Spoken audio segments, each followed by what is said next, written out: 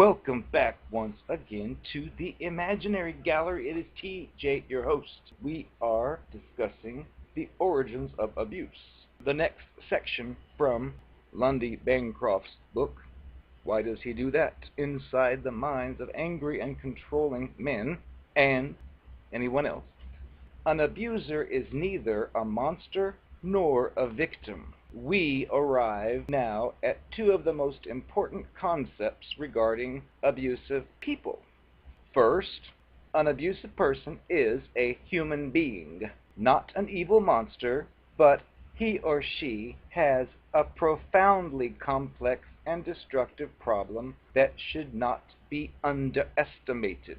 Now, I'm not sure if I completely agree with what I've read so far, but he says that the common view of abusive, in this case men, as evil, calculating brutes can make it difficult for a lady to recognize her partner's problem. She may tend to think, my husband really cares about me and has a good side to him. He has feelings. He ain't no sadist.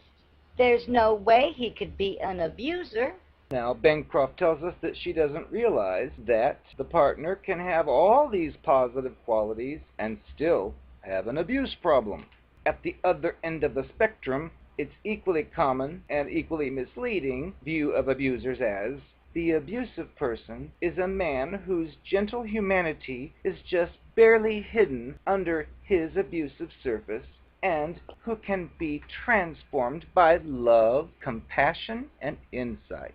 One day he'll wake up to realize just how hurtful he's been and will renounce his cruelty, particularly if he's got the love of a good woman. Now, Bancroft tells us this type of outlook is portrayed in top 40 songs, films, romantic novels, and soap operas. But the painful reality here is that bringing about change in abusive people is very difficult.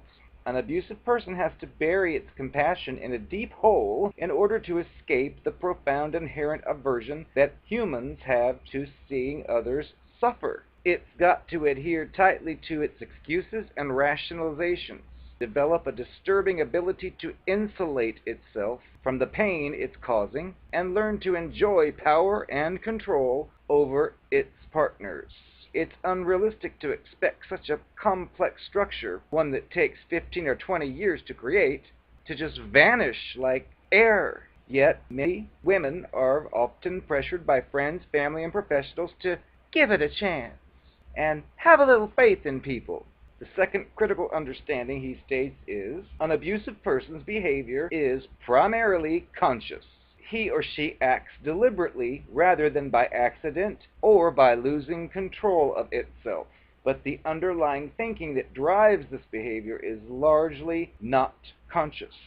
Bancroft tells us that an abusive person learns manipulative and controlling behavior from many different sources, including other male or female role models, peers, or cultural messages. By the time this person reaches adulthood, it has integrated manipulative behavior to such a deep level that it acts largely on an automatic pilot type system. It knows what it's doing, but not necessarily why. Consider the following call he received from Kelsey, the partner of a client. Lance wanted me to go skiing with him this weekend, but I really didn't feel like going because I'd had an exhausting week. I just wanted to spend a little time with my friends. When I said I wouldn't go, he dove into criticizing me. He said the reason why I've never become a good skier is that I won't stick with it, that I'm not willing to give it all a chance and work at things. I'm lazy, and that's why I never get good at anything, and so on. It felt horrible. You know, I think in a way, he may be right. Maybe I should be more disciplined about learning how to ski. Where was Lance's stream of put-downs coming from? Was he really concerned that Kelsey was letting herself down? No. An abusive person doesn't tear down his partner's or her partner's self-esteem out of a desire to help him or her. The real issue was concerning what Lance wanted for himself. He wanted Kelsey to keep him company for the weekend because he didn't feel like going on his own. He resented her choice to make her friendship central in her life, which is a common theme with abusive people, and believed that it was her duty to be by his side and have a focus only on him. He was hammering her with whatever put-downs and insults he could think of in order to bully her into going with him, and he was having some success at getting her to doubt herself. Some members of his abuser group challenged him on his behaviors at the next session. His real motives and attitudes became quite clear. Much of Lundy's work as a counselor involves helping abusive men to become conscious of and face up to the real reasons that they choose to behave in the ways that they do. Next would be early warning signs.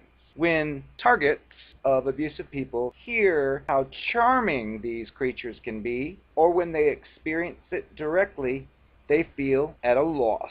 They ask themselves, does this mean there's no way to avoid an abusive relationship? How can I know whether I should worry about my new partner? Fortunately, most abusive people put out warning signals before their abuse goes into full gear. The signs to watch for should be part of every person's education before he or she starts dating. So, how can you tell if the person that you're dating now will become abusive? Well, you could call Miss Cleo, but she's out of business. Bancroft provides us with some red flags to look out for. Number one, he or she speaks disrespectfully about previous partners, especially if it's several previous partners, or in some cases, believe it or not, some people do claim that every single previous partner they had was abusive in some way, which that to me is a red flag, because I figured there's no way every single one, unless maybe there was only one or two. But there is a normal factor to have some kind of anger or resentment towards a previous partner, but you have to be aware of someone who is very focused on this bitterness, or who tells you about it in inappropriate ways, like early on in your dating.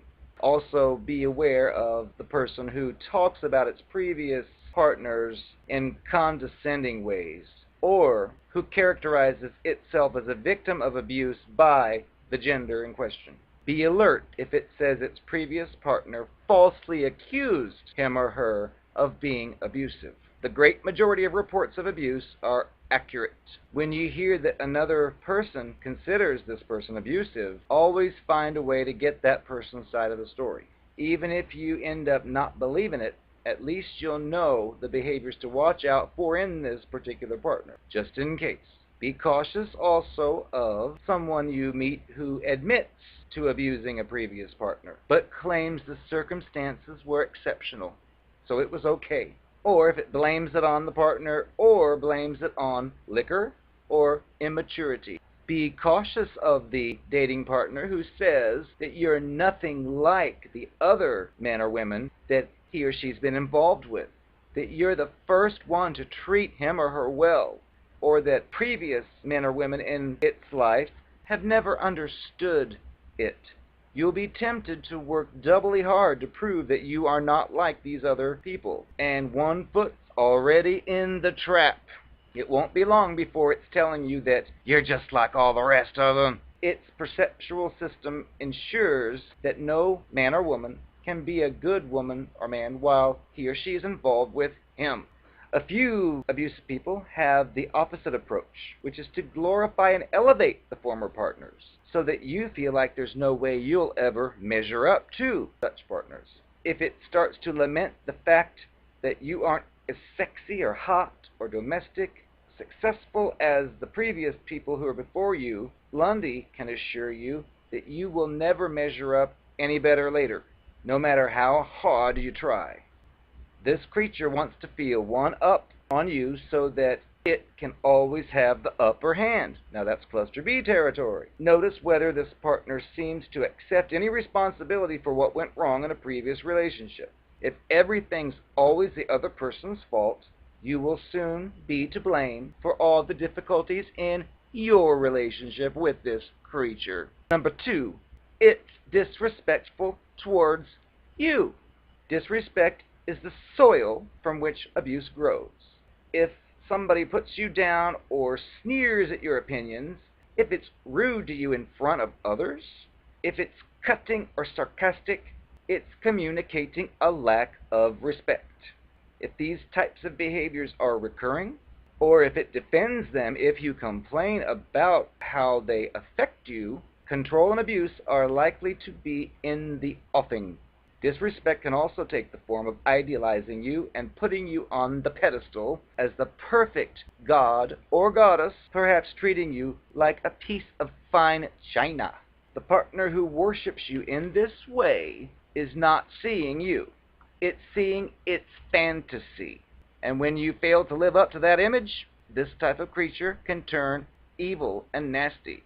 So there may not be much difference between the person who talks down to you or the one who elevates you. Both are displaying a failure to show respect towards you as a real human being and are unhealthy. Number 3, it does favors for you that you don't want, or puts such a show on of generosity that it makes you feel uncomfortable. This feels like the love bombing idealization for narcissistic abuse. And this is true. I've experienced it on many occasions.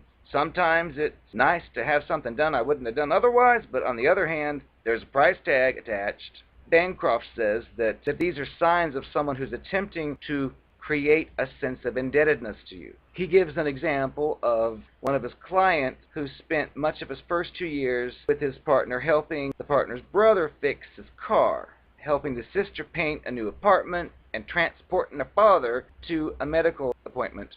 When the lady's family started to become upset about how this guy was treating the daughter, he was able to convince her that her relatives had taken advantage of him and were now turning against him unfairly.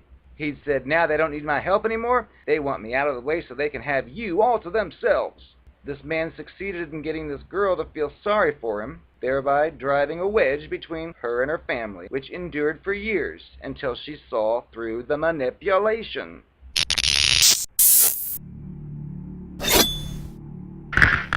I am the Narcopath. I don't know why you had to make such a big deal when you found out the church calendar I told you I was working on was really me in a nude centerfold. The shady lady was running special for the holiday, and you were so nosy. You didn't need to know about any of that stuff. So what? I posed nude. It was for a good cause. It was for my church. Or so I told you. It's none of your business. What I do in my spare time doesn't affect you. Mind your own business. Maybe that's why your relationships don't work out. Because you're too nosy. Let us do what we want to do. None of your business.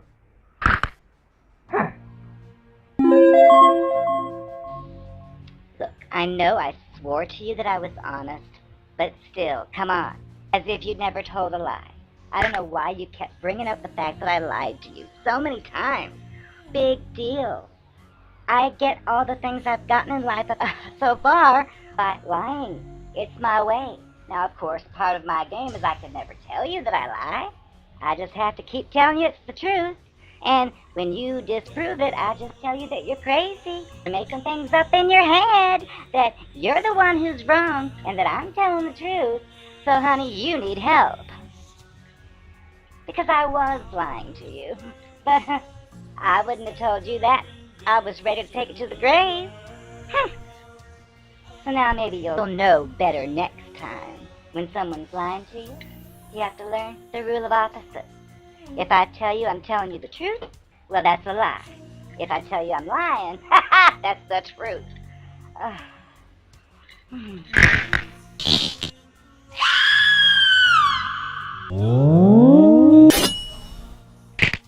I know when you first laid eyes on me, it was love at first sight. I used that to my advantage. I don't know if you remember, but I kind of jiggled my teeth around you to get your attention, and it worked. And you started following me up and down the campus hall. I kind of acted shy, remember? Like I wasn't too interested, but I'd give you a little hint here and there. Well, this was my technique for you. because I've done everything to everyone. I've done anything you could think of horrible. I've done it, and worse. I knew I had to pretend to be prim and proper because I could tell that's what you were. So I acted uninterested and told you that I was afraid of getting too close to someone because I'd been hurt. Which, that wasn't difficult to make up my stories. I just reversed the roles and told you all the awful things I did to every single one of the guys and gals that I dated. And I used some of their lines, too.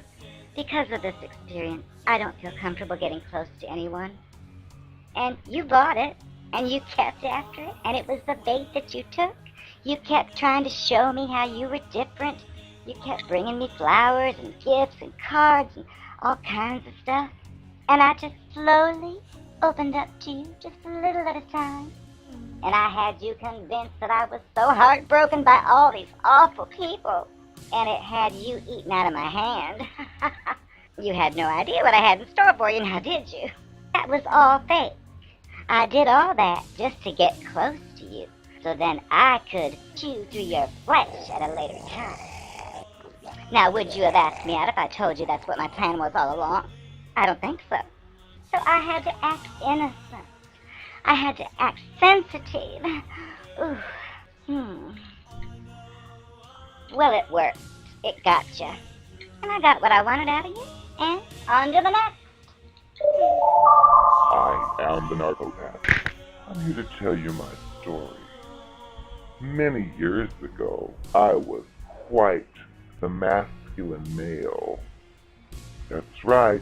I know it's hard to believe with my beauty. I used to be a man. Oh. Yes, that's right. I used to be a man. Well, one day I was outside playing football with my male buddies, and I took a whiff of some chemtrails that were flowing down from the sky, cascading into my lungs.